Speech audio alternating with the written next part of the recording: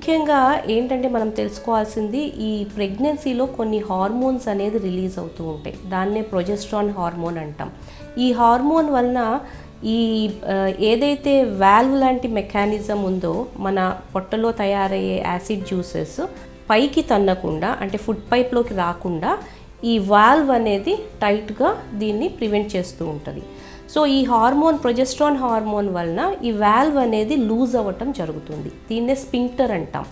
So ఈ sphincter అనేది loose అవ్వటం వలన మన స్టమక్లో ఉన్న జ్యూసెస్ యాసిడ్ జ్యూసెస్ ఏవైతే ఉన్నాయో అవి ఫుడ్ పైప్లోకి రావడం వలన ఎసిడిటీ ప్రాబ్లం అనేది ప్రెగ్నెన్సీలో మనం ఎక్కువగా చూస్తూ ఉంటాం. ఒక్కొక్కసారి ఈ హార్మోన్స్ వలన పొట్ట కదలికలు అంటే ఈ మూమెంట్స్ ఏవైతే బవల్ మూమెంట్స్ అయితే తరచుగా వస్తూ ఉంటాయో అవి ఆ మూమెంట్స్ అనేది తగ్గటం వలన ఫుడ్ కిందకి ఫ్రీక్వెంట్గా వెళ్ళదు, అంటే స్లోగా వెళ్ళటం జరుగుతుంది.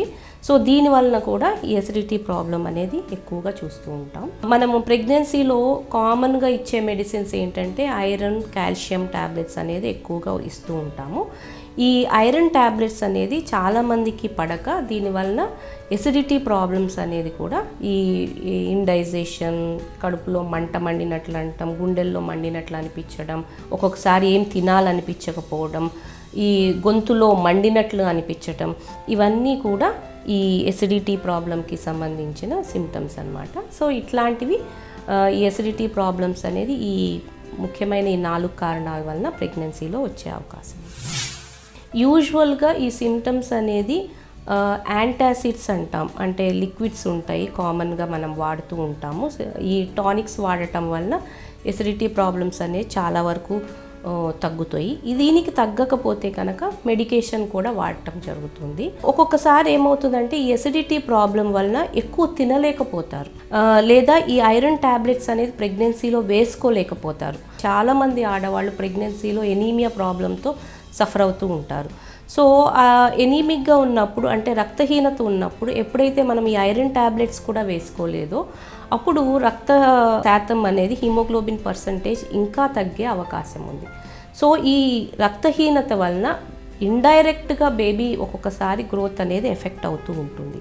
సో ఎప్పుడైతే ఎసిడిటీ ప్రాబ్లం ఉండి ఐరన్ టాబ్లెట్స్ తీసుకోలేకపోతున్నారో అట్లాంటి వాళ్ళల్లో మనం ఐరన్ అనేది ఇంజెక్షన్స్ రూపంలో ఇవ్వటం జరుగుతుంది. సో ఈ ఇంజెక్షన్స్ రూపంలో ఐరన్ ఇవ్వడం వల్ల ఈ హీమోగ్లోబిన్ అనేది ఉత్పత్తి అయ్యి ఈ రక్తహీనతని చాలా వరకు తగ్గిస్తుంది. సో ముఖ్యంగా మనకి దీనికి తీసుకోవాల్సిన జాగ్రత్తలు ఏంటంటే కొన్ని రకాలమైన తినే పదార్థాలు కొన్ని అవాయిడ్ చేయటం.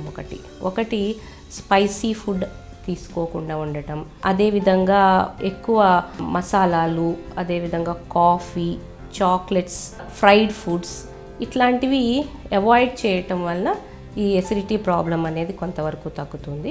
అదేవిధంగా చల్లటి పదార్థాలు, చల్లటి పాలు, పెరుగు ఇవన్నీ కూడా న్యాచురల్ యాంటాసిడ్స్. సో ఇవి ఎక్కువ తీసుకుంటూ ఉండాలి. మనకి ఏం అలవాటు అంటే 3 times హెవీ మీల్స్ తినటం అనేది అలవాటు. అట్లా కాకుండా తక్కువ క్వాంటిటీ ఎక్కువ సార్లు 5 to 6 times తక్కువ అమౌంట్స్ తీసుకోవటం వల్ల లోపల ఉన్న ఆ యాసిడ్ అనేది న్యూట్రలైజ్ అవుతూ ఉంటుంది.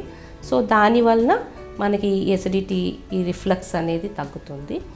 ఎక్కువ వాటర్ తీసుకోవటం, సపోజ్ ఇప్పుడు భోజనం తిన్నాక మళ్ళీ మధ్యలో కొంచెం వాటర్ కానీ, బటర్ మిల్క్ కానీ, మిల్క్ కానీ ఇట్లాంటి లిక్విడ్స్ ఎక్కువ తీసుకోవడం, ఇవన్నీ కూడా పాటిస్తూ ఉండి, అదేవిధంగా రాత్రిపూట్ల తిన్న తర్వాత అట్లీస్ట్ 2-3 hours వరకు నిద్రపోకుండా, అంటే వాళ్ళు 2-3 hours ముందే తినేసేసి పడుకోవటం వలన ఈ స్టమక్ అనేది ఎంటీగా ఉండటం వలన ఈ యాసిడిక్ జ్యూసెస్ అనేది పైకి తక్కువ వచ్చే అవకాశం ఉంటుంది.